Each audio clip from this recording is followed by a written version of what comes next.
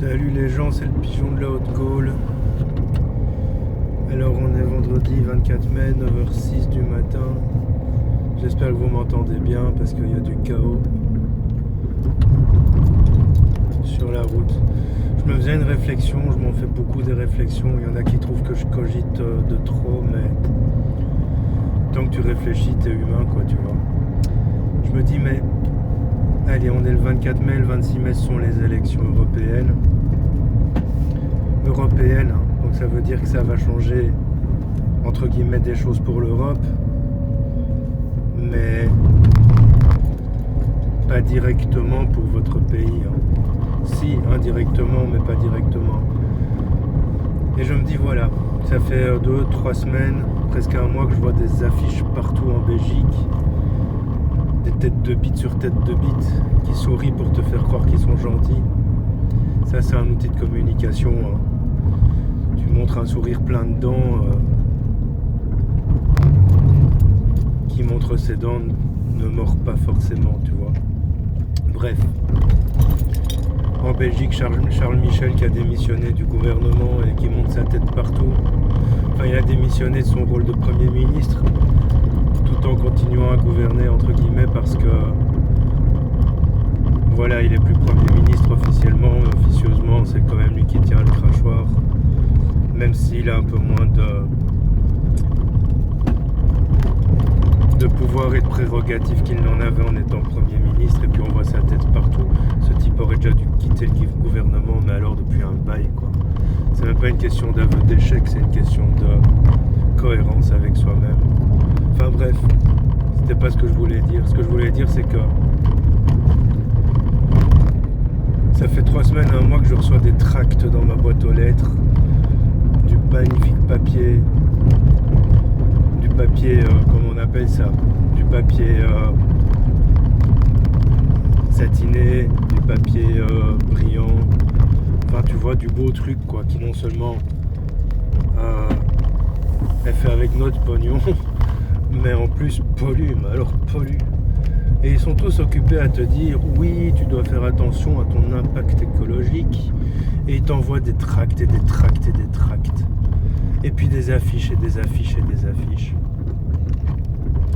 Écolo y compris, hein. Les écolos, ils font pas ça en porte-à-porte, hein. Ils t'envoient des beaux tracts bien imprimés sur papier glacé, des belles couleurs, des belles têtes de bite, enfin bref.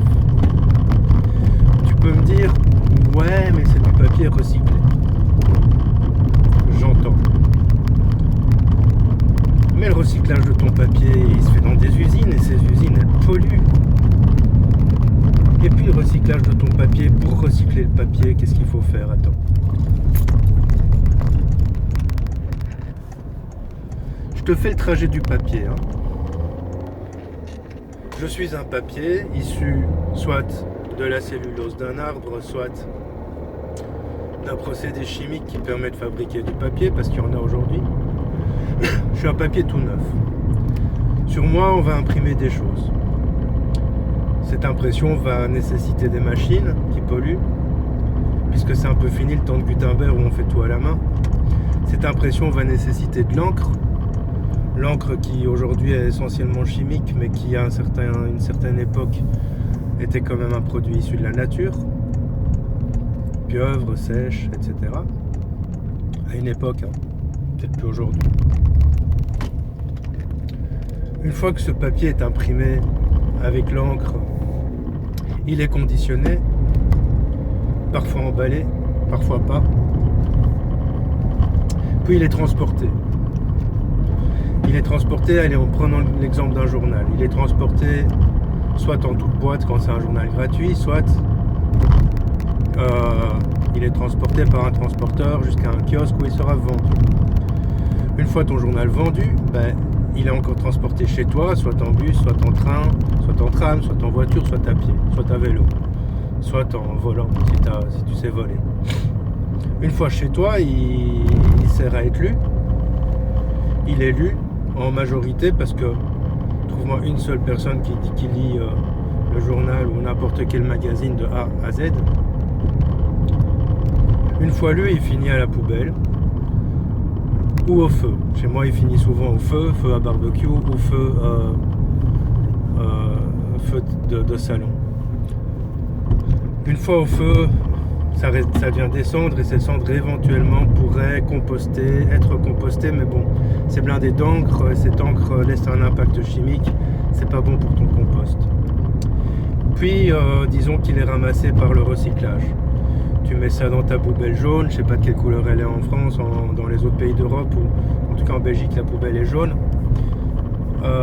Donc un camion vient, met tout ça dans sa benne, amène tout ça à une usine de traitement, le papier est traité, retransformé en pâte et recyclé.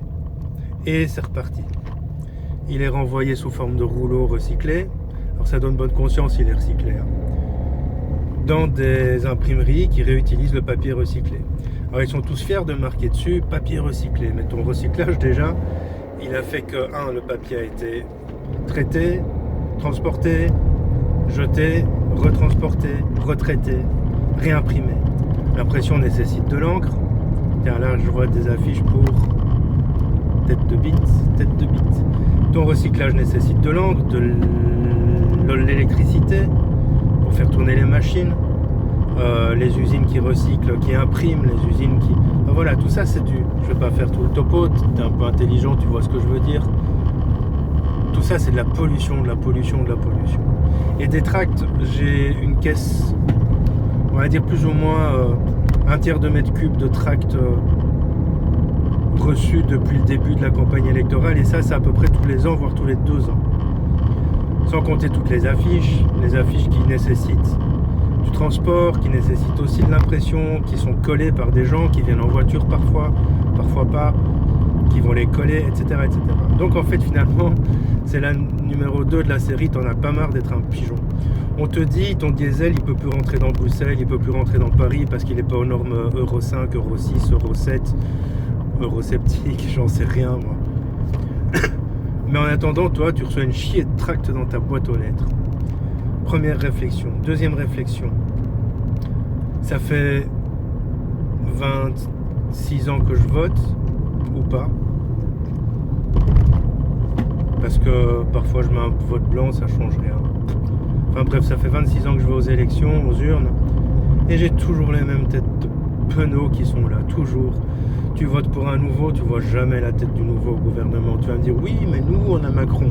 Mais ouais, mais Macron, bon, c'est autre chose. Macron, il a un peu été poussé en avant, il l'est encore d'ailleurs.